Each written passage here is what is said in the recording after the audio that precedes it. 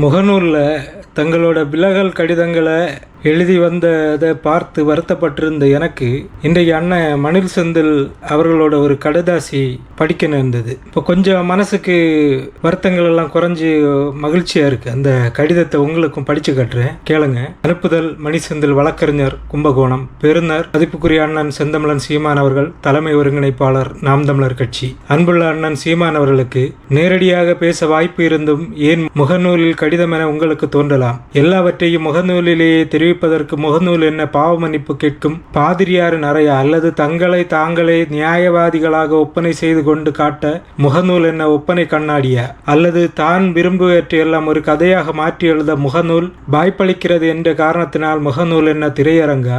முகநூலில் தான் கட்சியில் சேர்ந்தோமா? பிறகு எதற்கு முகநூலில் விலகல் கடிதம் அல்லது விளக்க கடிதம்? பிறகு ஏன் முகநூலிலேயே எல்லாவற்றையும் வாந்தி எடுக்கிறீர்கள் என்ற பலருக்கும் எழும் கேள்விகளுக்கு எல்லாம் என்னிடத்தில் பதில் இல்லைதான். முகநூல் என்பது குழப்பங்களின் குட்டை.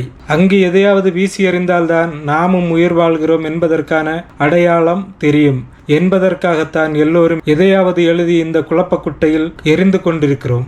இதற்கு எங்களை போன்று எல்லா வேலையும் இல்லாமல் நொடிக்கு நொடி அலைபேசி திரையை உற்று பார்த்து கருத்துக்கள், லைக்குகள் தெரிவித்து பகிரும் முகநூல் மூர்க்கர்கள் இங்குதானே இருக்கிறார்கள்.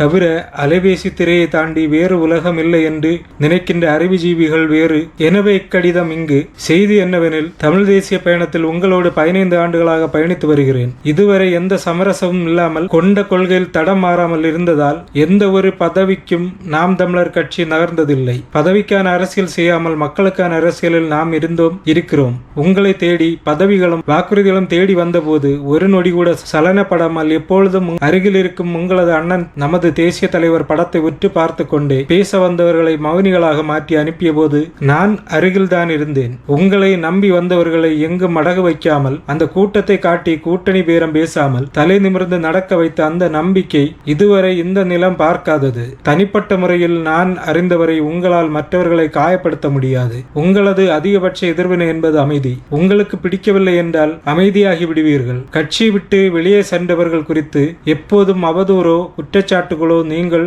சொல்வதில்லை. அவர்கள் சொன்னாலும் அவர்களும் நம் தம்பிகள் தானே என்று சிரித்துக்கொண்டே நகர்ந்து விடுவீர்கள். எங்களையும் நகர சொல்கிறீர்கள். தேர்தல் அரசியலில் உங்களை போன்ற ஒரு உழைப்பாளியை நான் பார்த்ததில்லை. கடுமையாக நீங்கள் உழைத்தீர்கள். ஒவ்வொரு தொகுதியாக பயணப்பட்டு கட்டமைப்பை ஏற்படுத்தினீர்கள். உங்கள் பின்னால் நிற்கிற எங்கள் அனைவரையும் ஒரே அலைவரிசையில் திரட்டினீர்கள். எல்லா போராட்டங்களிலும் நீங்கள் கலந்து கொண்டீர்கள். மக்கள் எங்கெல்லாம் குறைகளுக்காக தெருவில் நின்றார்களோ அவர்களுடன் நீங்களும் நின்றீர்கள். உங்கள் குரல் கேட்காத தமிழக வீதிகள் இல்லை. சிறு சிறு போராட்டங்கள், பிறகு மாபெரும் மக்கள் போராட்டங்கள், பிறகு வரிசையாக சூழலியல் மாநாடுகள், பிறகு வேட்பாளர்களை அறிவிக்கின்ற மாற்றத்தை விரும்பும் மக்களின் மாநாடு. அதன் பிறகு உங்களை உடல் அளவிலும் உள்ள அளவிலும் கடுமையாக வருத்தி கொண்டு கொளுத்தும் வெயிலில் ஒவ்வொரு தொகுதியாக பயணப்பட்டு தமிழ்நாடு எங்கும் சுற்றி வந்து வேட்பாளர்களை அறிமுகம் செய்து வைத்த அந்த கொடுமையான பயணம். எனவே உங்களது உழைப்பில் ஒரு குறையும் இல்லை. உங்கள் பயணத்தில் எந்த தடுமாற்றமும் இல்லை. இருந்தாலும் நாமும் தோற்றோம். அநீதியாக உருவாக்கப்பட்ட வேரலையில் நாம் சிக்கினோம். ஆனாலும் குறைகள் என்று உங்கள் மீது கட்டமைக்கப்படுகிற பொய்களை அமைதியாக பார்த்து கொண்டே அமர முடியவில்லை. ஒவ்வொரு தேர்தல் தோல்விக்கு பிறகும் அதுவரை சொல்லாத குற்றங்களை, லென்ஸ் கண்ணாடி போட்டு தேடிய குறைகளை, காரணங்களை சொல்லிவிட்டு இக்கரையிலிருந்து அதோ தெரிகிறது பச்சை என அக்கறைக்கு ஓடுவதற்கு என்று எப்போது ஒரு கூட்டம் உண்டு. இப்போதும் அப்படி சிலர் ஓடுகிறார்கள். திராவிட கட்சிகளை ஒப்பிடும்போது அப்படிப்பட்ட பச்சை மனிதர்கள் நம்மிடத்தில் குறைவுதான். என்றாலும் ஓடும்போது கூட உங்களுக்கு நன்றி சொல்லிவிட்டு ஓடும் அந்த பண்பாடுதான் எனக்கு மிகுந்த பரவசத்தை அளிக்கிறது. வேறு வழியில்லை. எனக்கு வாய்ப்பளித்தீர்கள், என் மீது அன்பு காட்டினீர்கள், தம்பியாக பயணம் தொடரும் என்றெல்லாம் முன் கவனத்தோடு செதுக்கப்படும் இந்த வார்த்தை விளையாட்டுகளை நீங்கள் முகநூலில் இல்லாத காரணத்தினால் கவனித்திருக்க மாட்டீர்கள். ஏனெனில் எல்லோருக்கும் நீங்கள் வாய்ப்பளித்தீர்கள், இதயத்தில் இடமளித்தீர்கள், கொண்டாடினீர்கள். இதுவெல்லாம் அருகிலிருந்து அனுபவித்த எல்லோருக்கும் தெரியும். இவ்வளவு வாய்ப்பும் அன்பும் செல்லும் இடங்களில் கிடைக்குமா என்றெல்லாம் அவர்களுக்கு தெரியாது. ஆனாலும் முகநூலில் முக்காலி போட்டு எப்போது உட்கார்ந்து இருக்கும் எங்களை போன்றவர்களுக்கு அடடா இவர்கள் போய் நீங்கி விட்டார்களே என்ற எண்ணத்தை ஏற்படுத்த குறைந்தபட்ச தந்திரம்தான் அது. பார்த்தீர்களா, இதை இவர் விலகி விட்டாராம், அவர் சென்று விட்டாராம், போகும்போது இதையெல்லாம் சொல்லிவிட்டு போயிருக்கிறாராம் என்று தமிழ் தேசிய பஞ்சாயத்தார்கள் சிலரின் வெற்றி வாய்க்கு கிடைக்கிற கைப்பிடி அவள்தான் அது.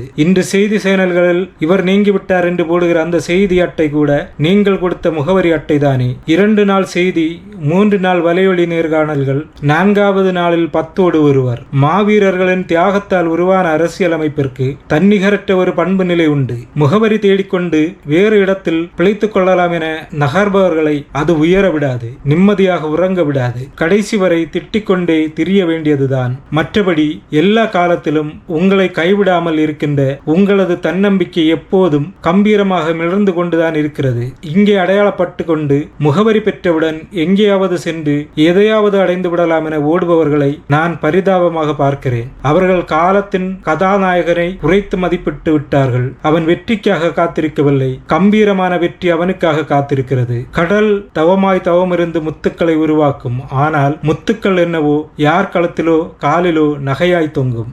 ஆனால் கடலில் கரைந்து அதுவாக உருவாகும் மணல் கடலை விட்டு எங்கும் செல்லாது. எவன் காலில் மிதிப்பட்டாலும் மலையடித்து கரைந்தாலும் அது எங்கோ ஒரு கரையில் ஒதுங்கி கடலை நீங்காத கரையாகி கிடக்குமே ஒழிய வேறெங்கும் செல்லாது. அப்படிதான் அண்ணா, எந்த காயம் பட்டாலும் வேறு எங்கும் செல்லாமல் உங்கள் கைகளை பிடித்து கொண்டு லட்சக்கணக்கான தம்பி தங்கைகள் மிகப்பெரிய நம்பிக்கை வெளிச்சத்தோடு ஒரு மகத்தான வெற்றிக்காக காத்திருக்கிறோம். ஏதோ ஒரு வீதியில் சிவந்த கண்களோடு புலிகொடி ஏந்தி ஒரு இளைஞனோ அல்லது இளம் பெண்ணோ உங்கள் சொற்களுக்காக காத்திருக்கிறார்கள். இந்த பாதை அமைத்தது நீங்கள். எங்கோ அரங்கங்களில் பேசப்பட்டு கொண்டிருந்த தமிழ் தேசியத்தை வெகுஜன அரசியலாக மாற்றி இன்று மண்ணுக்கான தத்துவமாக மாற்றி இருக்கிறீர்கள். தேசிய தலைவர் மேதகு அவர்களை வீட்டுக்கு வீடு கொண்டு போய் சேர்த்திருக்கிறீர்கள். பிற மொழி கலவாமல் தூய தமிழ் மொழியில் பேசுவதும் தமிழுக்காக இயங்குவதும் தான் இனி இளைஞர்களுக்கான அரசியல் என உணர்த்தி வருகிறீர்கள். உங்கள் எதிரிகள் கூட உங்களை நகலெடுத்து மாநாடுகள் நடத்துவதற்கும் 2 விழிகளில் ஒன்று என்று செல்வதற்குமான சூழலை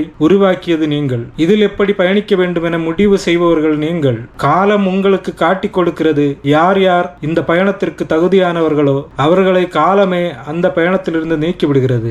இந்த பின்னடைவிலிருந்து எப்படி மீள வேண்டும் என்பதையும் நீங்கள் முன்பே உணர்ந்து வைத்திருப்பீர்கள். அதைதான் கடந்த காலமும் எனக்கு கற்பித்துக் கொண்டே இருக்கிறது. எனவே கட்சியின் அடிப்படை உறுப்பினராக என்னை மேலும் உறுதி செய்து கொள்கிறேன். என் கடமைகளிலிருந்து ஒருபோதும் பின்வாங்காமல் உங்கள் கரங்களை பிடித்துக்கொண்டு களத்தில் இயங்க உறுதியேற்கிறேன். தமிழ்தாய் வாழ்க, தலைவர் மேதகு வாழ்க. மணிசெந்தில், நாம் தமிழர் கட்சி. கூடுதலாக ஒரு வேண்டுகோள், உனக்கு வேறு வேலை இல்லையா, எதற்கு இந்த கடிதம் என அலைபேசியில் அழைத்து திட்ட வேண்டாம் என அமைதியோடு கேட்டுக்கொள்கிறேன். முகநூலில் கடிதம் எழுதுவர்களை பற்றி யாரும் பேசுவதில்லை என்பதால் இப்பதான் கொஞ்சமாவது மனசுக்கு நிம்மதியா இருக்கு. நீங்களும் இதை முழுசா கேட்டீங்கன்னா உங்களுக்கும் இது ஒரு மன நிறைவாக இருக்கும். முன்னோக்கி செல்வோம். நாம் தமிழர்.